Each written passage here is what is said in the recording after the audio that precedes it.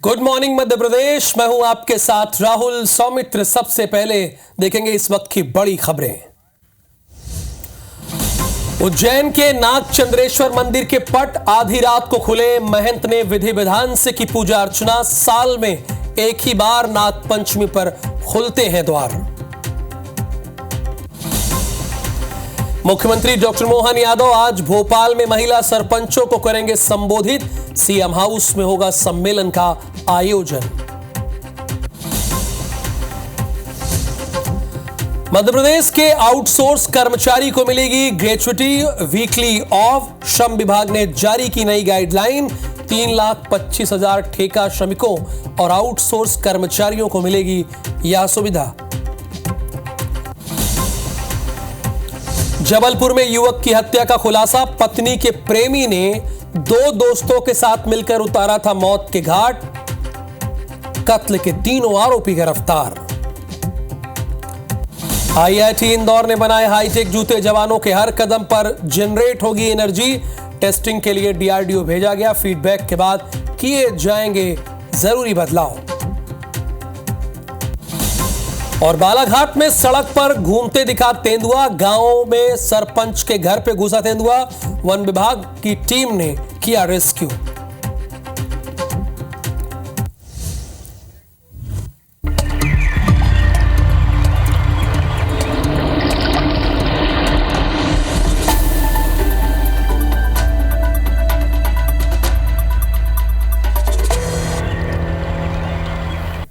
जैसा कि आप सभी को इस बात की जानकारी है कि आज नाग पंचमी है और उज्जैन की अगर बात करें तो आधी रात को नाग चंद्रेश्वर मंदिर के पट खुल गए। एक ही बार साल में खुलता है, वो भी नाग पंचमी के शुभ अवसर पर।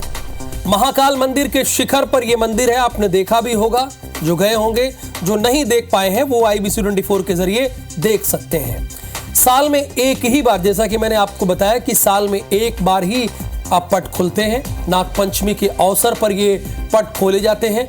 भगवान नाग चंद्रेश्वर मंदिर के पट रात्रि 12 बजे शुभ मुहूर्त में खोले गए। पंचायती महानिर्वाणी अखाड़े के महंत ने पूरे विधि विधान के साथ पूजा अर्चना करके पट को खोला। और ये हम तस्वीरें उस वक्त की आपको दिखा रहे हैं जब पट को खोलने से पहले पूजा की जा रही थी।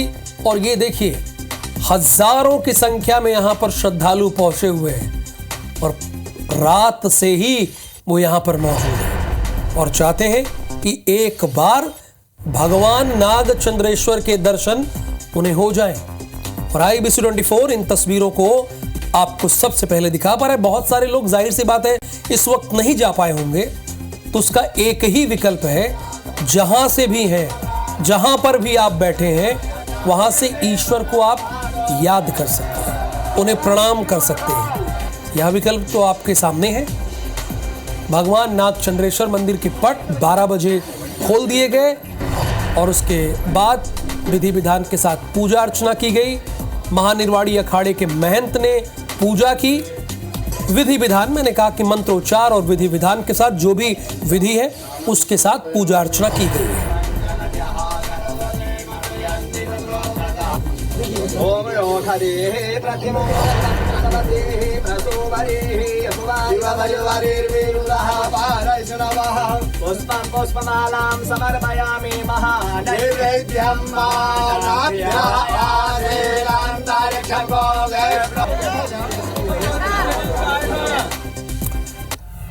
अब आपको इंदौर लेकर चलते हैं। यहां से मतलब उज्जैन से बहुत दूरी पर नहीं, यहां के खजराना गणेश मंदिर की दान पेटियों से बरसा है धन। 3 दिन में 1,13,00,000 की राशि दान पेटियों से निकली है। 46 में से अब तक 34 दान पत्र खुले हैं। 20 कर्मचारियों का दल लगातार गिनती कर रहा है। विदेशी मुद्रा के साथ भगवान गणेश से की गई प्रार्थना के कई पत्र भी निकले हैं। 3 दिन ये गिनती और चलेगी। खजराना गणेश मंदिर की दान पेटियों से धन बरसा है। 3 दिन में 1,13,00,000 की राशि दान पेटियों से निकली है। 46 में से अब तक 34 दान पात्र खोले गए हैं। 20 कर्मचारियों का एक दल है जो ये गिनती कर रहा है, लगा हुआ है। विदेशी मुद्रा के साथ भगवान गणेश की गई प्रार्थना के कई पत्र निकले हैं और अभी अनुमान यह है कि 3 दिन ये गिनती और चलेगी।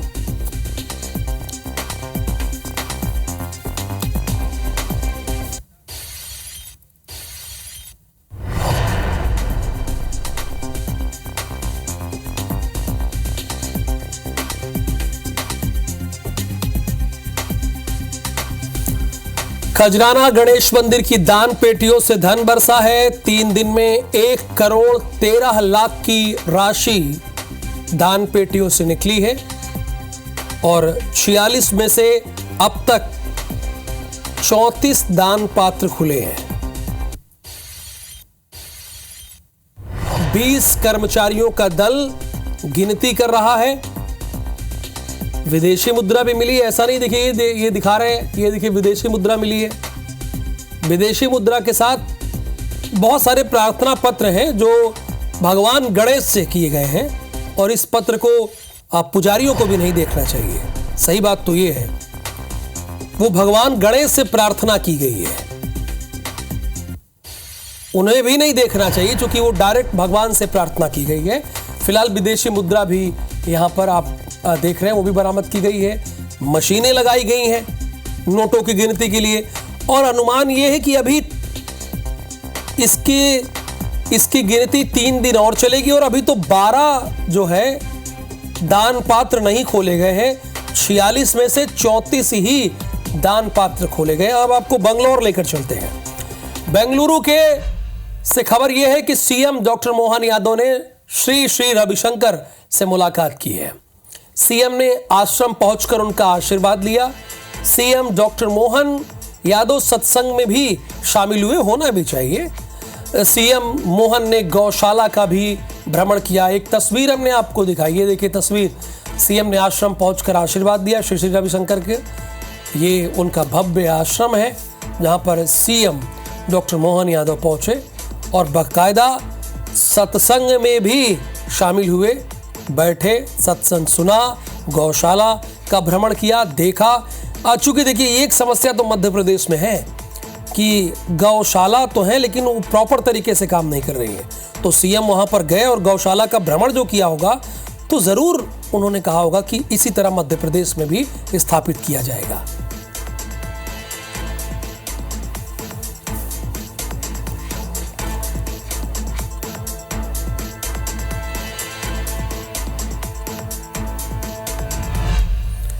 देखिए श्रम विभाग ने मध्य प्रदेश में श्रम विभाग ने नई गाइडलाइन जारी की है। ये जितने भी 3,25,000 आउटसोर्स कर्मचारी को ग्रेजुएटी और वीकली ऑफ मिलेगा। अब तक इन्हें वीकली ऑफ नहीं मिल रहा था। सरकारी विभागों, उपक्रमों, निगम मंडल, बिजली कंपनियों के कर्मचारियों का इसका लाभ मिलेगा। साप्ताहिक अवकाश के साथ अन्य सुविधाएं मिलेंगी। कंपनी निर्देश ना माने तो कोर्ट जा सकेंगे कर्मचारी। ये ठीक, ये बहुत अच्छी बात कि अगर कंपनी ना माने, कई बार कंपनी मनमानी करती है ना, कंपनी सोचती है आदमी नहीं मशीन हो गया, 7 दिन काम लेंगे आप लोग, ऐसा थोड़ी होता है। दुष्यंत पाराशर हमारे साथ फोन लाइन पर मौजूद है। दुष्यंत, एक बड़ा फैसला है आउटसोर्स कर्मचारियों के लिए, इसमें कोई दो राय नहीं है। बिल्कुल, देखिए एक बहुत बड़ा फैसला जो है वो यहाँ पर श्रम विभाग ने लिया है। नई गाइडलाइन जो है मध्य प्रदेश के 3.25 लाख आउटसोर्स कर्मचारियों के लिए जारी की है। ऐसे में जिस तरीके से अगर पूरे गाइडलाइन की बात की जाए तो प्रदेश सरकार के तमाम सारे उपक्रमों में, विभागों में, निगम मंडलों में, बिजली कंपनियों में, दुग्ध संघ सहित अन्य विभागों में जो आउटसोर्स के कर्मचारी ठेका श्रमिक के तौर पर काम कर रहे हैं, उनको बीमा, ग्रेच्युटी, बोनस, ओवरटाइम, पीएफ, साप्ताहिक अवकाश सहित अन्य सुविधाएं भी मिल सकेंगी। और जिस तरीके से दो नई बात आपने बताई। देखिए कई बार फोन पर बात करना बड़ा अच्छा रहता है दुष्यंत। देखिए एक आपने कहा बीमा, या बीमा कही, और पीएफ। कई जगह पीएफ ये लोग नहीं काटते हैं, इनकी बड़ी गलती है। बीमा के साथ पीएफ और उसके बाद ग्रेजुटी, यानी 5 साल अगर आपको किसी जगह काम करते हो गया और नौकरी छोड़ते हैं तो वो भी आपको मिलेगा। और तीसरी बात, जो इनकी मनमानी चल रही थी ना आउटसोर्स कंपनियों की कि वीकली ऑफ नहीं देंगे, वो भी देना पड़ेगा। अगर ये सब नहीं करते हैं तो कर्मचारी कोर्ट जा सकते हैं, उनके पास ये विकल्प है। अब अगली खबर भोपाल से है। आज विश्व आदिवासी दिवस है, यानी विश्व आदिवासी दिवस है, और इस मौके पर कांग्रेस ने अवकाश की मांग की है। पूर्व सीएम कमलनाथ और नेता प्रतिपक्ष उमंग सिंघार ने इसकी मांग की है। कांग्रेस सरकार में आदिवासी दिवस पर अवकाश रहता था और मांग ये की गई है कि इस दिन यानी आज के दिन अवकाश किया जाए, ऑफ दिया जाए। अब देखिए आज का दिन तो हो गया, शायद आने वाले वर्षों की बात कर रहे होंगे, आने वाले सालों की बात कर रहे होंगे कि उन आने वाले सालों में आदिवासी दिवस के दिन अवकाश होना चाहिए, इसकी मांग की जा रही है। चलिए, बड़े दिनों बाद पूर्व सीएम कमलनाथ ने कुछ लिखा है तो मैंने कहा वो आपको दिखाया जाए, बताया जाए। देखिए, आप सबको विदित है कि प्रदेश में जब कांग्रेस की सरकार थी तो 9 अगस्त को विश्व आदिवासी दिवस का अवकाश घोषित किया गया। ये देखिए लिखा है उन्होंने, अवकाश घोषित किया गया। अब वो मांग कर रहे हैं, बाद में भारतीय जनता पार्टी ने इस अवकाश को समाप्त कर दिया, इनकी सरकार ने। मैंने 25 जुलाई 2024 को लिखे पत्र में मुख्यमंत्री डॉक्टर मोहन यादव से यह अवकाश घोषित करने की मांग की थी, लेकिन मुख्यमंत्री ने इस तरफ कोई ध्यान नहीं दिया। अब जब ध्यान नहीं दिया तो कमलनाथ ने इसे एक्स पर लिखा है और कहा है कि इस दिन अवकाश होना चाहिए, यानी आज के दिन, क्योंकि आज विश्व आदिवासी दिवस है। बालाघाट से खबर यह है कि सड़क पर घूमते दिखा है तेंदुआ। चांगो टोला एक गांव पड़ता है, वहां पर सरपंच के घर चला गया। सरपंच जी भी सोच रहे होंगे अब तक तो हमारे पास लोग तमाम प्रमाण पत्र बनवाने के लिए आते हैं, ये कहां से आ गए, तो अजीब बला है। फिर वो हालांकि वन विभाग को सूचना दी गई, वन विभाग आया और तब जाके तेंदुआ वहां से गया, सरपंच के घर में ही घुस गया तेंदुआ।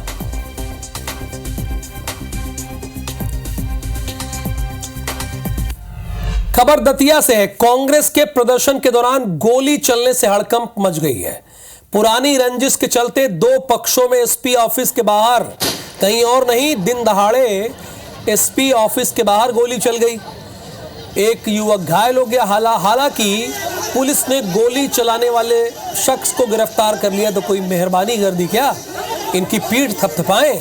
गोली तो चल गई एसपी ऑफिस के बाहर, साथ ही युवक की बंदूक को भी जब्त कर लिया। कुछ संदिग्धों से पूछताछ की जा रही है। आपको इस बात की जानकारी हम देना चाहेंगे कि कांग्रेस के प्रदर्शन के दौरान सड़क पर सैकड़ों लोग मौजूद थे।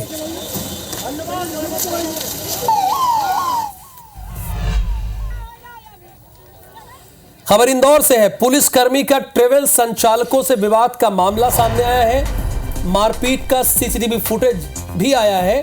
हंस ट्रेवल्स के कर्मचारी मारपीट करते हुए नजर आ रहे हैं। पुलिस ने 4 आरोपियों को गिरफ्तार किया है। ट्रेवल संचालकों पर गुरुवार को की गई थी कार्रवाई। बीच सड़क पर एक तो इनकी लापरवाही है, देखिए हंस ट्रेवल्स वालों की, और जो बाकी के ट्रेवल्स वाले हैं, किसी एक को हम टारगेट नहीं कर रहे हैं। ये बीच सड़क पर सवारी चढ़ाते हैं, सामान को लोड अनलोड करते हैं, ये तो लापरवाही है ना, ये तो लापरवाही की पराकाष्ठा है।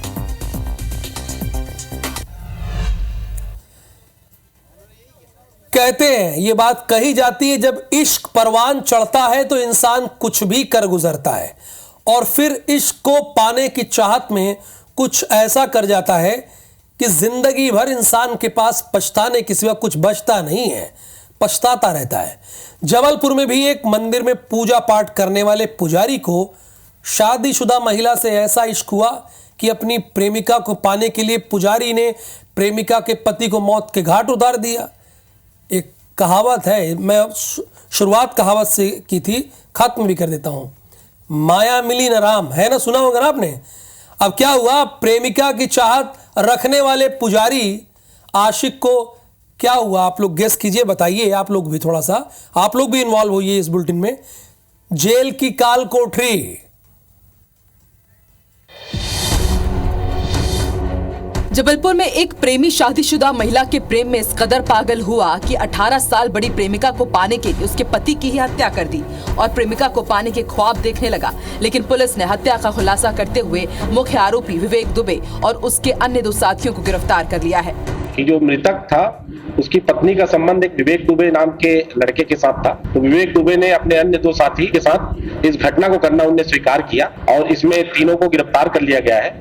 मामले का खुलासा करते हुए एडिशनल एसपी सूर्यकांत शर्मा ने बताया कि बकी थाना क्षेत्र के निगरी गांव में 2 अगस्त की रात 50 वर्षीय मुकेश झरिया की चाकुओं से गोदकर हत्या कर दी थी। मृतक की पत्नी और मुख्य आरोपी के प्रेम प्रसंग की बात घर में पता चलने के बाद महिला ने आरोपी से बातचीत बंद कर दी थी, जिसके बाद आरोपी ने महिला को पाने के लिए उसके पति को रास्ते से हटाने का प्लान बनाया और घटना के करीब 1 महीने पहले मृतक के गाँव जाकर पूरी प्लानिंग कर ली। विवेक का प्रेम प्रसंग मुकेश मृतक की पत्नी से था। तो जब इसके मुकेश को इस बात का पता चला होगा और ये बात जब विवेक को पता चली होगी तो फिर विवेक ने सोचा होगा कि किसी भी तरह से वो मुकेश झरिया को रास्ते से हटाए और तब अपने साथियों के साथ मिलकर उसने इस वारदात को अंजाम दिया। प्रेमिका के पति को मारने के लिए आरोपी ने अपने अन्य 2 साथियों को पैसे देने के लालच से तैयार किया और 2 अगस्त की देर रात मुकेश झरिया की चाकुओं से गोदकर हत्या कर दी गई। फिलहाल पुलिस ने तीनों आरोपियों को गिरफ्तार कर जेल भेज दिया है। इंदौर से खबर है, खजराना गणेश मंदिर की दान पेटियों से धन बरसा है। निहारिका शर्मा हमारे साथ लाइव जुड़ेंगी। 46 में से अब तक 34 दान पात्र खोले गए हैं। 20 कर्मचारियों का दल गिनती कर रहा है। विदेशी मुद्रा के साथ भगवान गणेश से की गई है प्रार्थना। 3 दिन और चलेगी गिनती।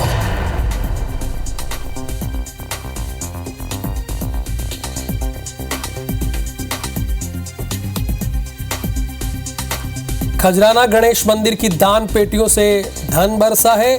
3 दिन में 1 करोड़ 13 लाख की राशि बरामद की गई है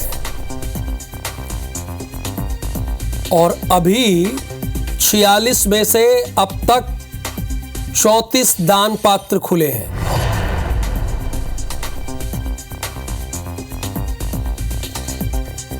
निहारिका हमारे साथ लाइव जुड़ी है, खजराना मंदिर के बाहर ही मौजूद है। आगे की जानकारी आपको वही दूंगी। निहारिका बताइए।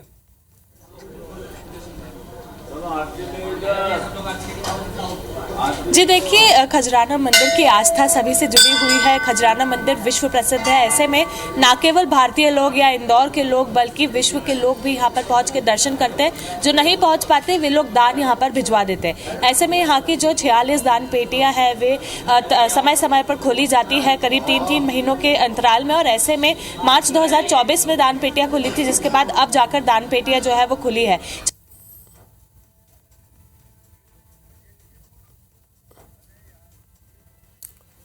चलिए, बहुत शुक्रिया इस पूरी जानकारी के लिए आपका।